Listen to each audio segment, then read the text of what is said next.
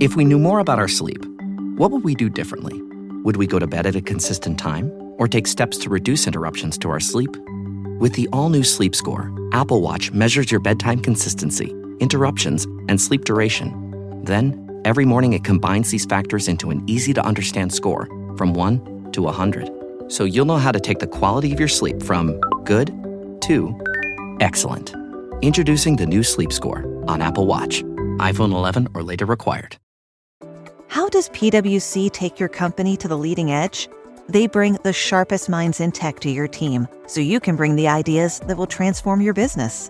They're passionate about your industry, so you can walk into any room with every advantage. And they're with you every step of the way, so you can know you're headed in the right direction. PwC builds for what's next, so you can get there now. Get started at pwc.com/us/leading edge.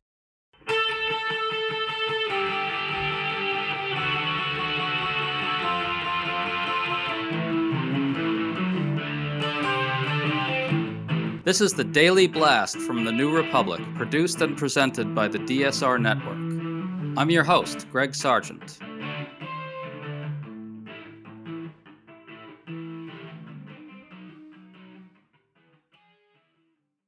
On Thursday, November 20th, 2025, the president called for the execution of a number of members of the opposition party. In response to a video in which a number of Democratic lawmakers reminded members of the military of their oath to the Constitution, Donald Trump raged that this was sedition punishable by death.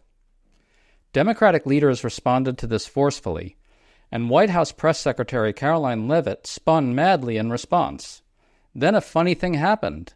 The media took notice and started flocking to Dem lawmakers to get them to talk more about Trump's violent lawlessness. It's forcing a public conversation about whether Trump is, in fact, giving illegal orders.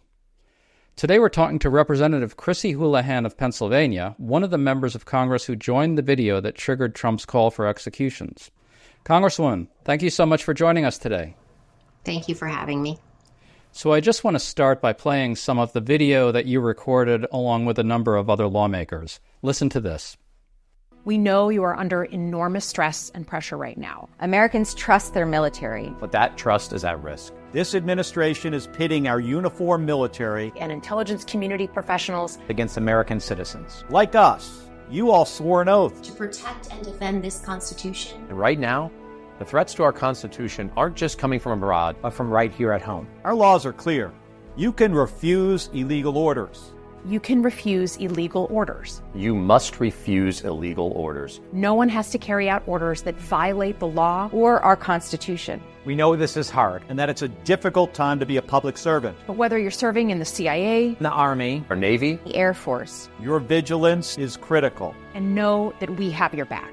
because now, more than ever, The American people need you. We need you to stand up for our laws. our Constitution, And who we are as Americans. So the others quoted there included Representatives Chris DeLuzio, Maggie Goodlander, and Jason Crow, as well as Senators Alyssa Slotkin and Mark Kelly. Congresswoman, it sounds to me like all of you who have military or intelligence experience are hearing from inside these institutions that there's real and actual concern, live concern, that people are being asked to carry out illegal orders. Is that what's going on?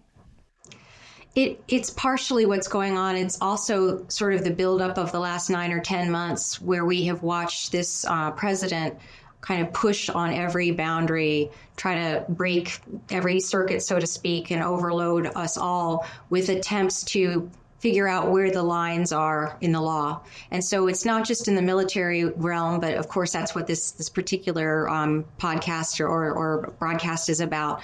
But it is abundantly evident with more than 149 instances over the last months of the president putting out orders of one form or another that have then been pushed to the courts in some way, shape, or form. And so it's not unreasonable to expect that this president that is playing loose with the law will continue to play loose with it with those people who are serving in the military or in the intelligence community. We wanted to make sure that those people got a message from us who have been in their shoes before, that they need to make sure they remember they've taken the oath to the Constitution and not to the man. They've taken an oath to the Constitution and not to a party, and that they are obligated by law to follow the law and to follow lawful orders, but also obligated by law to deny unlawful orders. And that's what we were asking of people. It seems like something prompted this as well, though. Can you describe what you all are hearing from inside? I've got to think that there's actual concern in these institutions that illegal orders are being doled out. Is that right?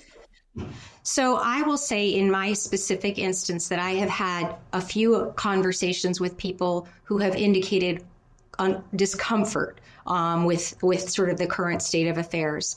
I know my colleagues have had similar kinds of conversations, but what I would say is this is, as I mentioned, kind of not a specific event, or rather a culmination of all of these kinds of things that have resulted in us feeling like we really needed to make sure that we told people that people like us sit in places like this with backgrounds like theirs, and we want to make sure that they remember and understand that we're here for them, and that they need to remember and understand that they need to uphold the Constitution in their jobs. Well, let's bring in Trump. In response to all this, he unleashed some very angry tweets. One said, quote, "It's called seditious behavior at the highest level. Each one of these traitors to our country should be arrested and put on trial." Another quote said, "Seditious behavior punishable by death." Congresswoman, I wanted to give you a chance to respond to all that.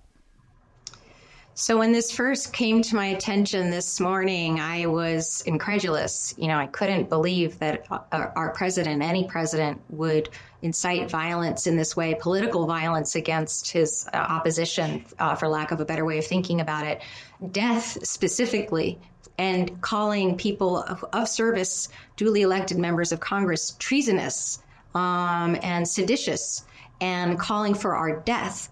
That was just astounding. And then later in the day, as I've thought about it, it's just been heartbreaking. We have the purported leader of the free world calling for the death of members of Congress. And we should all be deeply saddened by that and outraged by that, regardless of kind of who we are, Americans, Democrats, Republicans, and anybody who loves freedom. And that's kind of where I am in my journey of trying to understand how the President of the United States called for the murder of members of Congress. He did do that. I think it's important to stress as well this larger context. NBC News just reported that a senior military lawyer feared that Trump's boat bombings in the Caribbean Sea are illegal, but he was sidelined. The head of Southern Command overseeing those strikes resigned recently, and with no public explanation, he may well have feared these bombings were illegal. Congress needs to hear from him. It doesn't appear that Congress is going to. Meanwhile, Trump's orders to the military and cities are highly contested legally. We just had a court ruling against him on that. Congresswoman, what were you guys referring to specifically on that video when you said that people aren't obliged to carry out illegal orders? You just named and made my argument for me, and it was capped off with the cherry of the President of the United States threatening the death of sitting members of Congress. Talk about unlawful and mind-blowing. This is exactly why we made this video, and you also brought up a very good point as well.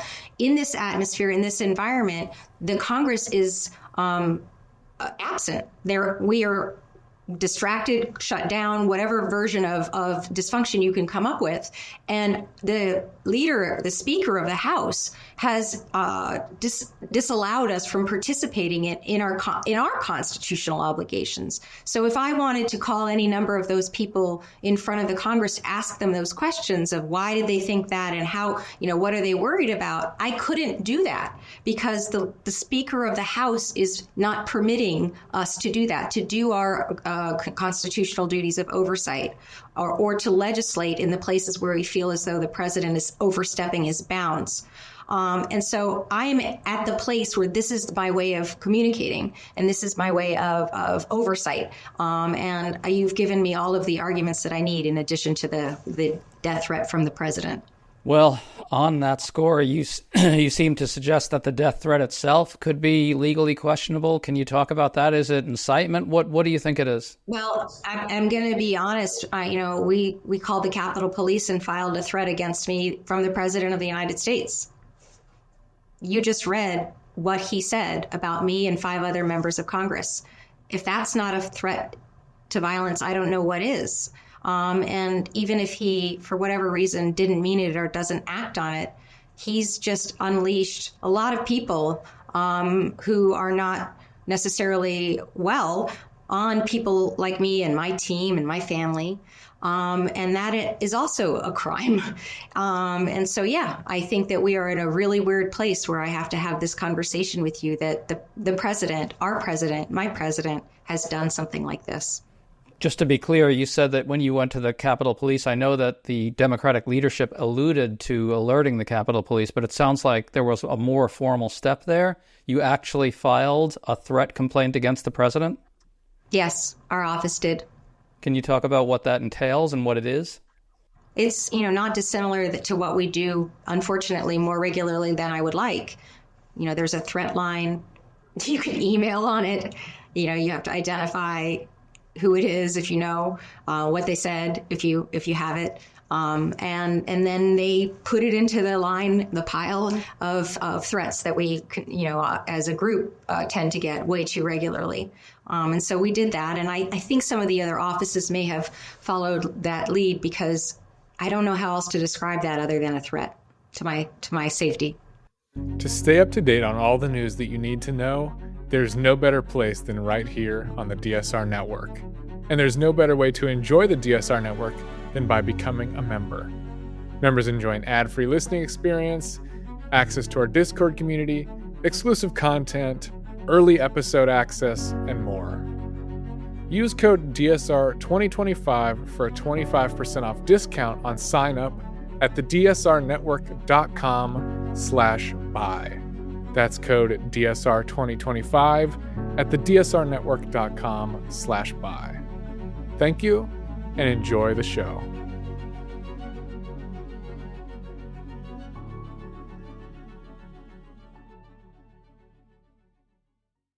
I think it's clearly a threat. And so you filled out a form which essentially says who delivered this threat, and your office wrote in Donald J. Trump. The president. I see. Okay. Well, that's pretty extraordinary. I mean, talk about something that really illustrates to the depths to which we've kind of sunk here. On that score, I want to play some audio of White House Press Secretary Caroline Leavitt. Listen to this. They are literally saying to 1.3 million active duty service members not to defy the chain of command, not to follow lawful orders. Every single illegal order, which but they're suggesting, Nancy, that the president has given illegal orders, which he has not. Congresswoman, it seems like this shows that you guys are forcing a public debate over whether Trump is giving illegal orders or not. There you saw Caroline Leavitt forced to deny that he's giving illegal orders. We're debating it in public. Is he or not? And that seems valuable. What do you think of that?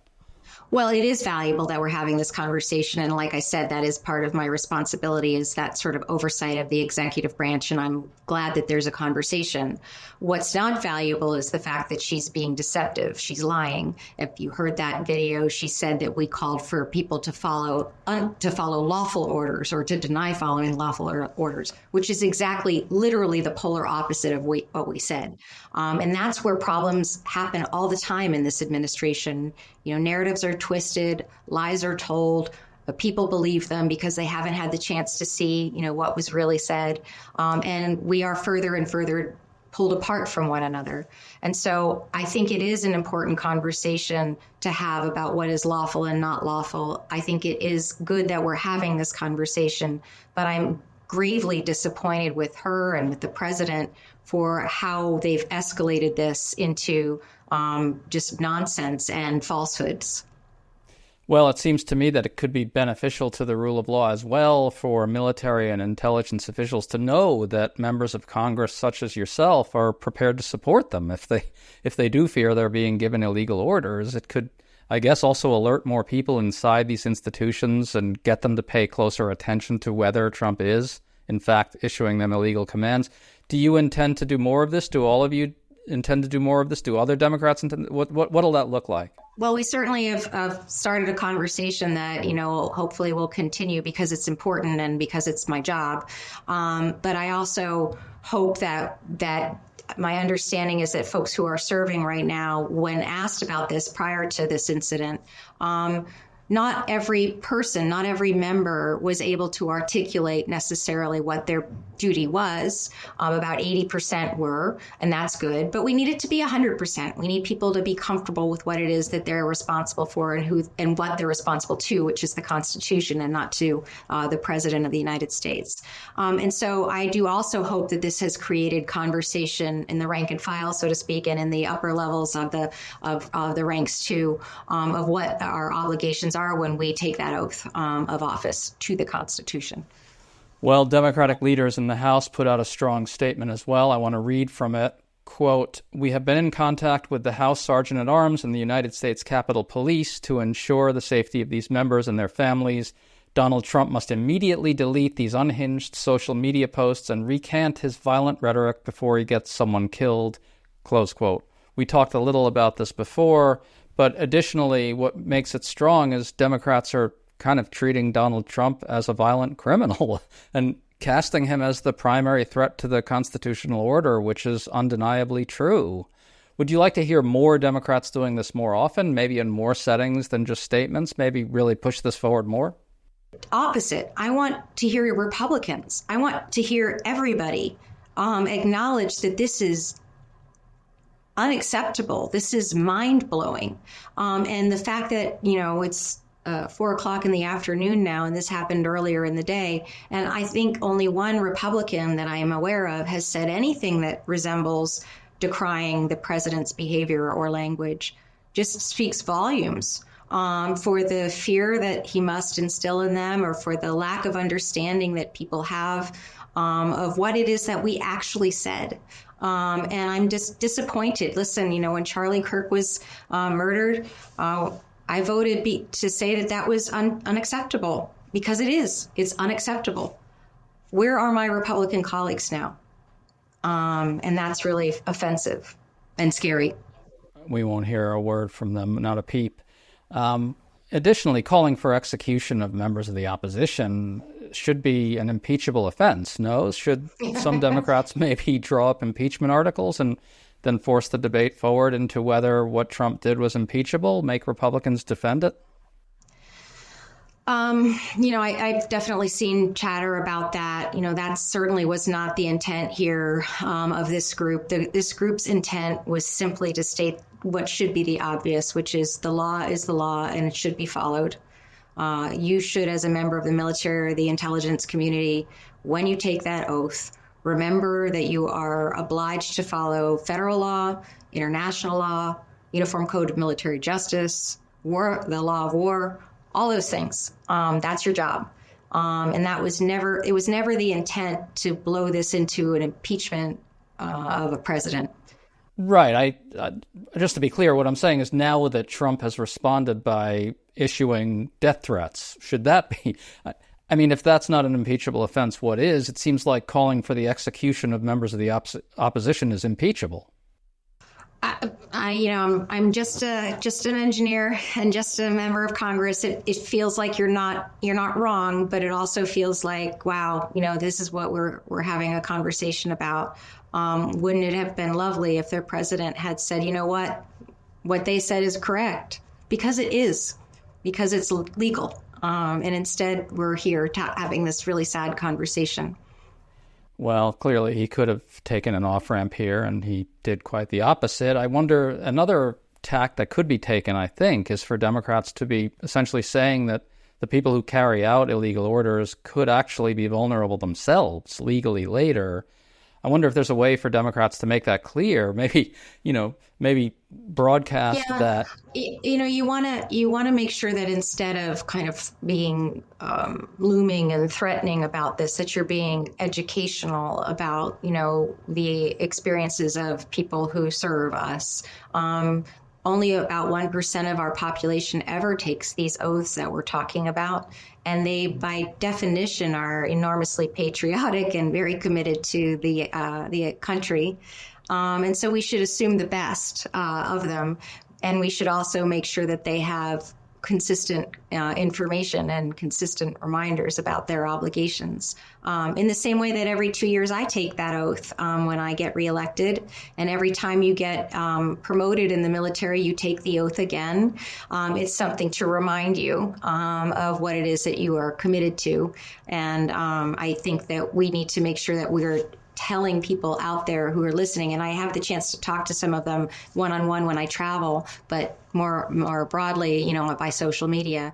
We are here. We have lived in your shoes and we understand your experiences, and we want to make sure that we have another 250 years of amazing growth and development for this great nation. Well, that is certainly what's at stake. Just to be clear, I'm sensitive to what you're saying there, that you have to not be threatening and you have to be a supportive figure. There might be a way to say, folks, trusting Trump to stick to the law, trusting Trump to protect you later legally, maybe that's a bad idea. Maybe you shouldn't put yourselves in such jeopardy for Trump's sake. Mm-hmm. Yeah. And of course, this is, from the commander-in-chief that we're, of course, having this conversation about. But we're talking about every, ensign is having a conversation with the president. And I actually also want to clarify that this message was not just delivered to the rank and file. It was delivered to everyone. As you mentioned, General, I believe, stepped down from SOCOM, and we don't really know why.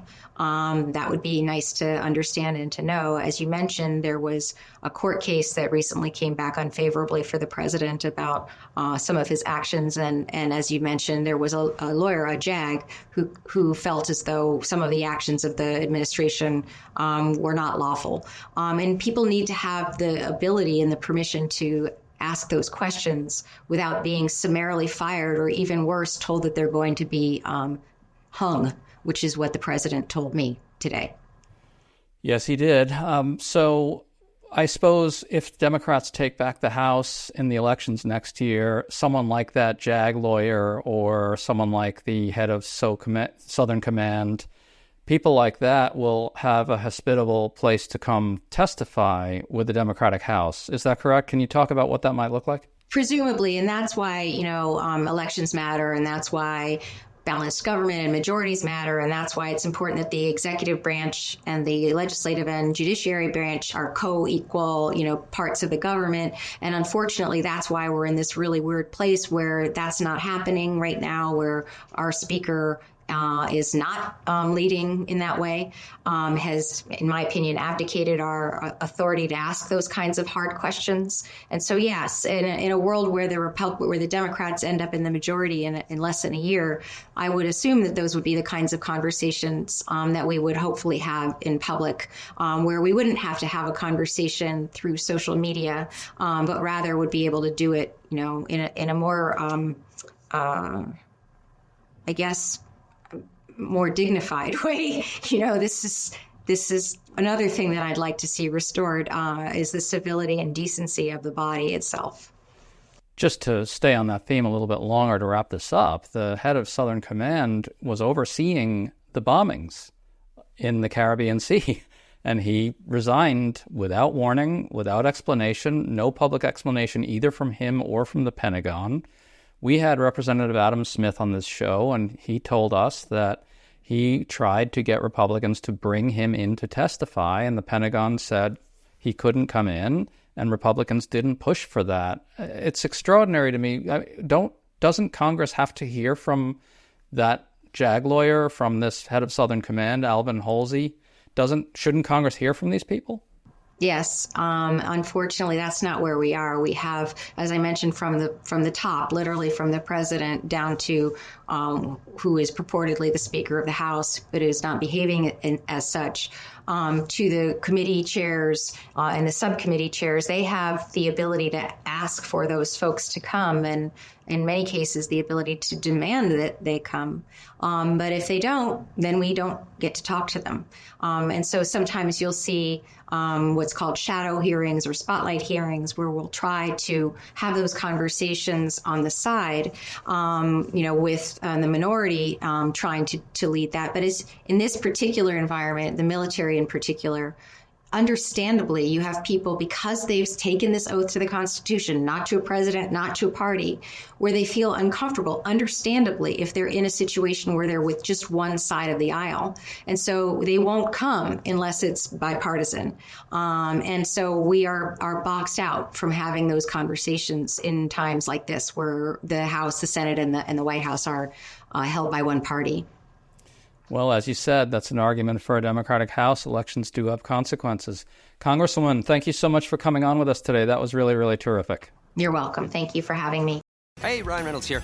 Wishing you a very happy half-off holiday, because right now Mint Mobile is offering you the gift of 50% off unlimited. To be clear, that's half price, not half the service. And Mint is still premium unlimited wireless for a great price. So that means a half day.